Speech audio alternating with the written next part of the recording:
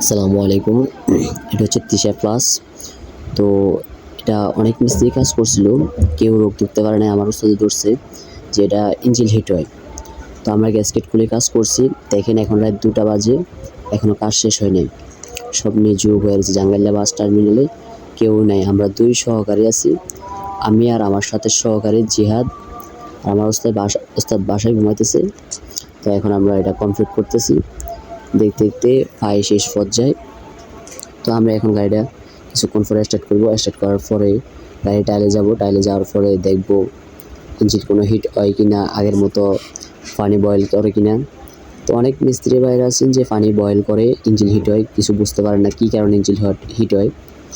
তো অনেক সমস্যা আছে। কোনো টাইমে ওয়াটার পাম্প জাম হয়ে যায়, পানির লাইন জাম হয়ে যায়। অনেক ধরনের সমস্যা আছে। যে আমাদের যে গ্যাসকেটটা আছে এটা যদি আপনাদেরকে দেখাবো যেভাবে লিক করছে, বলার বাইরে। এটা মানে যে একটা মিস্ত্রি ধরবে এরকম ক্যাপাসিটি নেই, ধরতে পারবো। অনেক কষ্টে ধরছি আমরা, অনেক কিছু ঘাটাঘাটি করার পরে সব মিস্ত্রি কাটছে, আমরাও কাটছি। এরপরে আমার ওস্তাদের গাড়ি টাইল দিয়ে আসছে এবং আমিও সাথে ছিলাম।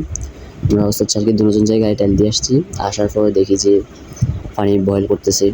তো ওস্তাদেরকে বললাম, ওস্তাদ সব তো করার শেষ, সব কিছু করে টাইল দিছে, এরপর হয় নাই, তো একটাবার গ্যাসকেট খুলে দেখি। তো ওস্তাদ বলছে হ্যাঁ খুলে দেখো। তো খুলে দেখি যে আমার গ্যাসকেটটা লিক করছে, যার কারণে এরকম হয়েছে। ইঞ্জিন হিট হতো, আবার ইঞ্জিন হিট হয়ে পানি বয়েল করে ফেলে দিত। তো আমরা দেখতে দেখতে প্রায় শেষ পর্যায়ে আমরা চলে আসছি। ওই যে দেখা যায় আমি পকেট থেকে ওয়াশার বার করছি। তো আবার বলতেছি যে কেউ বলবেন না, আবার আমি এটা নিয়ে আসছি পকেটে করে, এটা গাড়ির মালিকে কিনে দিচ্ছি, এটাই বললাম যে। তো প্রায় দেখতে দেখতে শেষ। না আছে রাত, না আছে দিন, ঘুম নেই। এখন এই গাড়িটা কমপ্লিট করতেছি। কমপ্লিট করার পরে ওরা নাকি ভোর 6টায় টিভে যাবে। তো যার কারণে এখন আমরা নাইট করতেছি। রাত প্রায় 2টা বাজছে, এখন আমরা ঘুম নাই।